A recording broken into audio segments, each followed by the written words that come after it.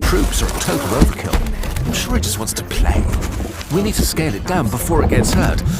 And causes more damage, of course.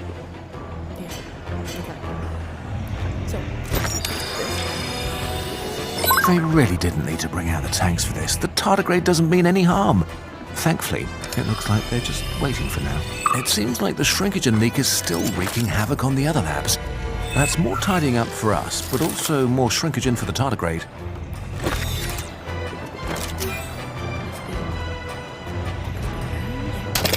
Let's get to it. Try to explore and collect information. Doesn't hurt to get a second look at things. See? The ice cream vendor knows they're perfectly safe.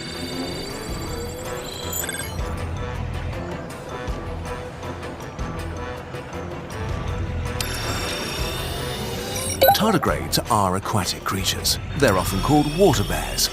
Even the ones that live mostly on land have a thin film of water over their bodies. It helps them feel cozy and stay active.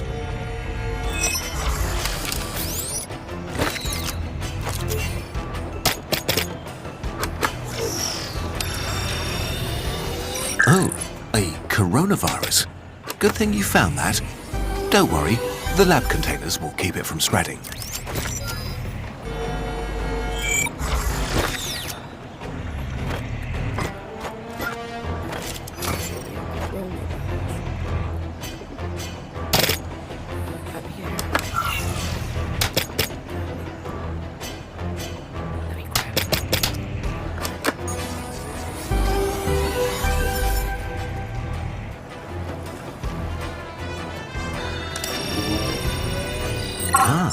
Caffeine.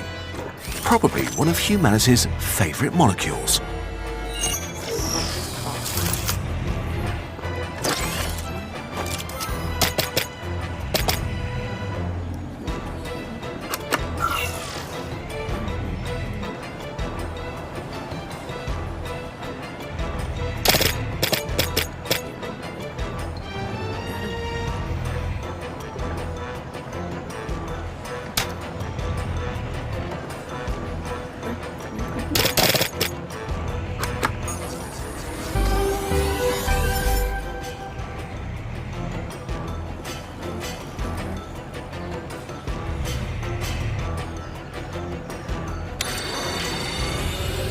Never mind the red light now. Giant tardigrade trumps traffic rules. They really didn't need to bring out the tanks for this. The tardigrade doesn't mean any... Normally, this tardigrade would be about 500 microns long, or around the size of a grain of sand. Even though they're so small, they can withstand all sorts of extreme conditions. Stuff that would surely kill you is no problem for them. We need more clues. This is the perfect opportunity for you to visit the bacteria realm. I love seeing tardigrades in their natural environment, and you might get an idea about how to deal with them. Rotifers are also able to defend themselves against dehydration. When they feel the water is... What are all you lab ducks doing out here? Shoo, go away.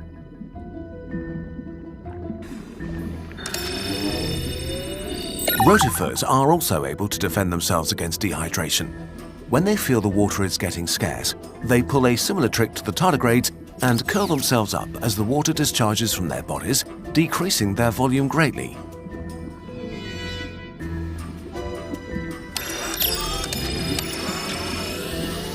These tardigrades are just waking up from tun state at the moment.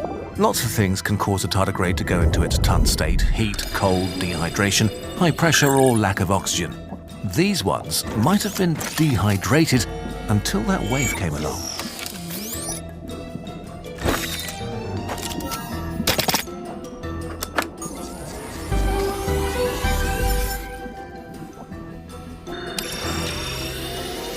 A grain of rice, a staple food for roughly half the world's population.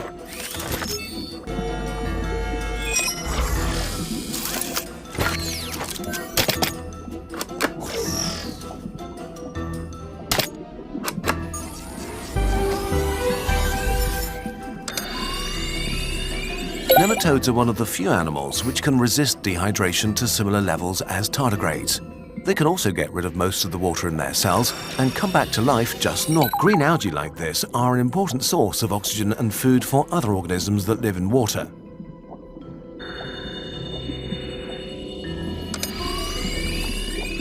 This is a single-celled organism called a diatom, sometimes called jewels of the sea. These tiny organisms generate a big chunk of all the oxygen produced on Earth.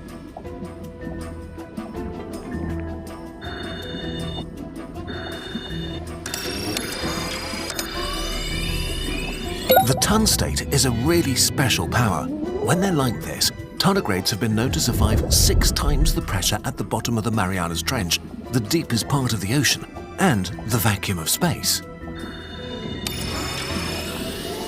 Rotifers are also able to defend themselves against dehydration. When they feel the water is getting scarce, they pull a similar trick to the tardigrades and curl themselves up as the water. You'll need to take the capsule out if you want to analyze things. Is that the new veggie patty from the health lab?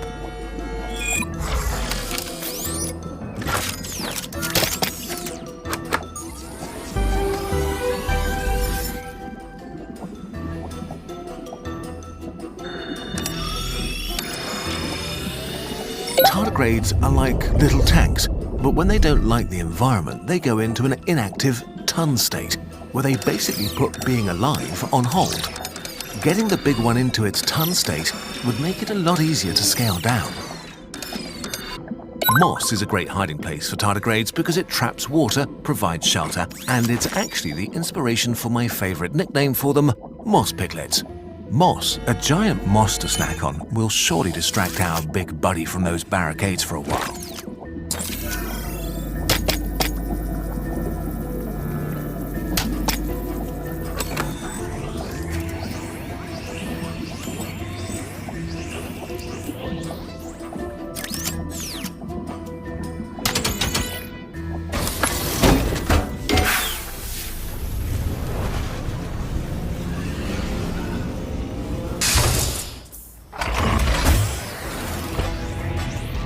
Now then, there are lots of ways to make a tardigrade go into its ton state: high pressure, lack of oxygen, dehydration, heat, cold. If we had a tasty snack, you could use the drone to lure the tardigrade somewhere with one of those things.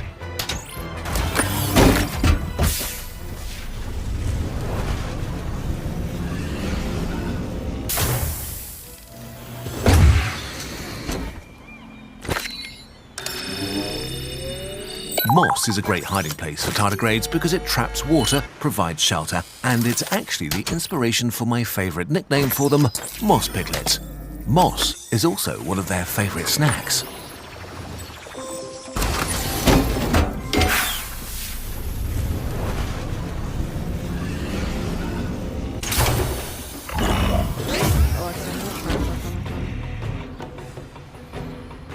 Alexa, set a timer for 10 minutes.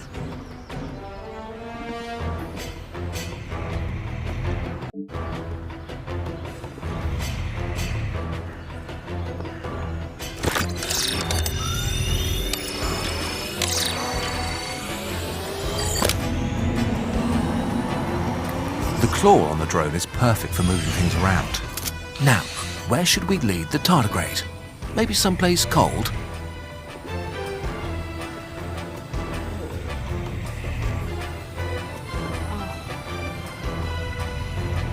Come on, take a bite. It's tasty, tasty moss. Oops, but it was a long shot anyway. The cart isn't cold enough to chill the entire tardigrade.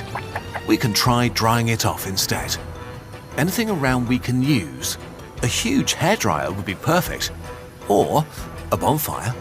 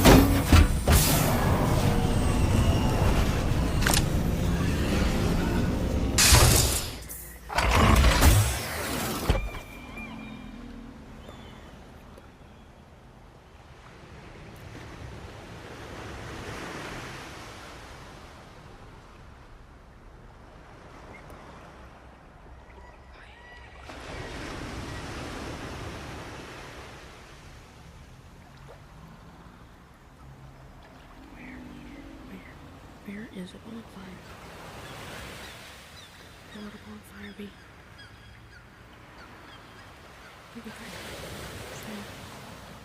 Anything around? If you're ever stuck, check the Lab tab. The Transcript tab records everything I say for your reference.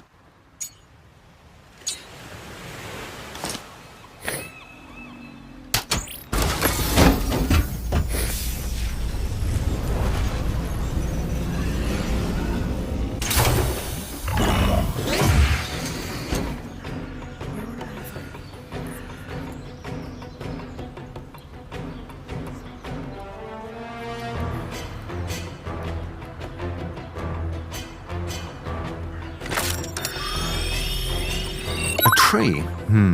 Bonfire would probably dry out the tardigrade, but live trees don't make very good firewood. Those bits of wood don't make a very good barricade anymore, but they could make a great fire. The heat would dehydrate the tardigrade, and at this distance, we wouldn't accidentally roast it.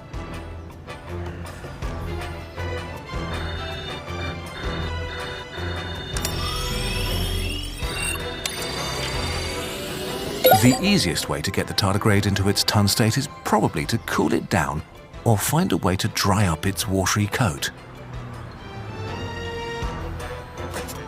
We have fuel for a fire, so technically all we need is a match, but that's boring. There are much cooler ways to create a spark. Let's swing by the molecular realm. Welcome to the molecular realm. Remember that broken barricade? These are its molecules, plus some from the air around it.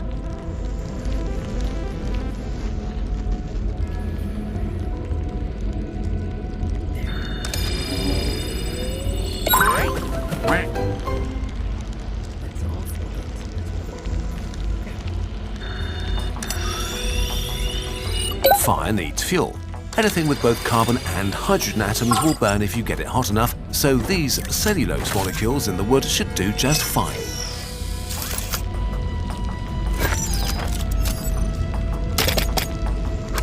Now we have plenty of shrinkogen for the tardigrade, as soon as we get it calmed down. Fire needs fuel. Anything with both carbon and hydrogen atoms will burn if you get it hot enough, so these cellulose molecules in the wood should do just fine.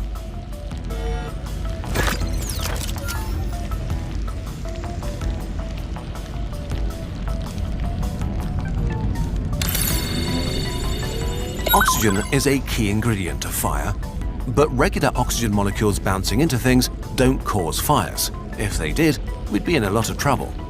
For the oxygen molecules to react with the fuel, we'll need more and stronger collisions. We need these oxygen molecules to speed up. The duck drone has just the perfect gadget. I originally made the drone's flagellum to help duck move around in the smaller realms, but it's also good for stirring up molecules. Press the trigger to make it spin.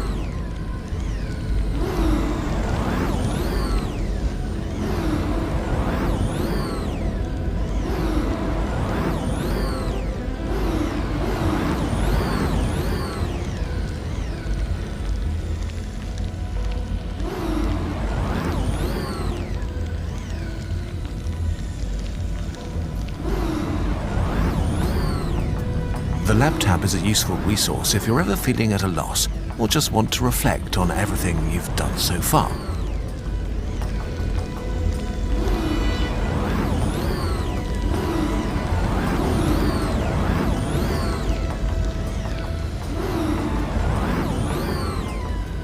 With enough force, oxygen molecules are able to break down the bonds between molecules in the wood, releasing energy and light. Fire is chemistry and physics in action.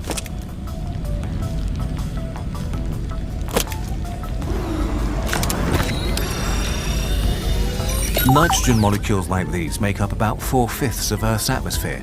It's not flammable, which is good for life, but makes it less interesting for us right now. These carbon dioxide molecules were formed in this combustion reaction. They'll come in handy when it's time to put the fire out. Why don't you collect some? Carbon dioxide is heavier than oxygen, so large quantities of it can get in between the fire and its fuel, cutting off the combustion reaction. We only have a little right now, but you know how to make that into a lot. A few molecule-sized molecules wouldn't be enough to put out a fire, but a few giant molecules will be. Those are waiting for us in the human realm whenever you're ready. Here it is. Bet you wished you had some marshmallows now. See the steam coming off the tardigrade? That's the film of water around its body evaporating. It will go into its ton state shortly and stay there until you can shrink it down and return it to the water. Don't worry, in that state it can survive almost anything. It'll be fine. Scientists don't know everything about how the tardigrade ton state works yet, though tardigrades can use a certain kind of sugar to replace the water in their bodies, and that protects their internal structures.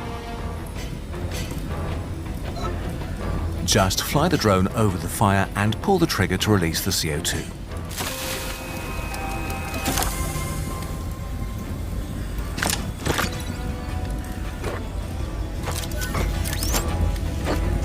Goodbye, little water bear.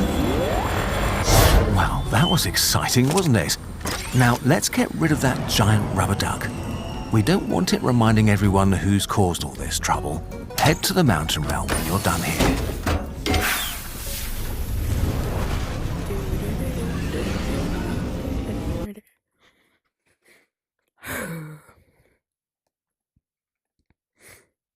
Okay, time to clean up. Oh, what now? Ugh, it appears something large and slimy is oozing through town. Alexa, stop. Back to the human realm we go. Okay, well, that's all for part 3. I think this is part 3, right? Yeah, so that's all for part 3. See you next time for part 4. So, yeah. Bye-bye.